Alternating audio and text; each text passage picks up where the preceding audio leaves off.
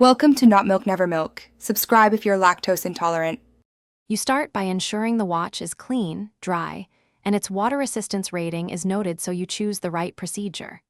Once done, remove the strap if it blocks the case back. This gives you better leverage and prevents slips.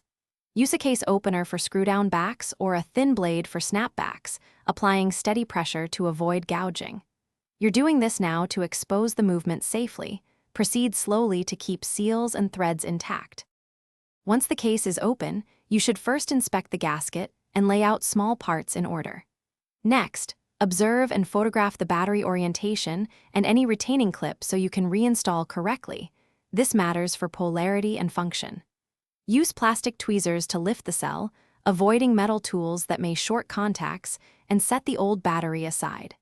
Make sure not to touch electronic components with bare fingers. Oils or static can damage delicate parts and affect sealing.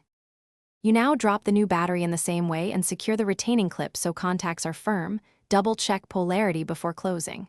Once in place, inspect or replace the gasket. A new or lubricated seal keeps water out. Close the case back, screw it down evenly in a cross pattern or press snapbacks until they click. This preserves even compression.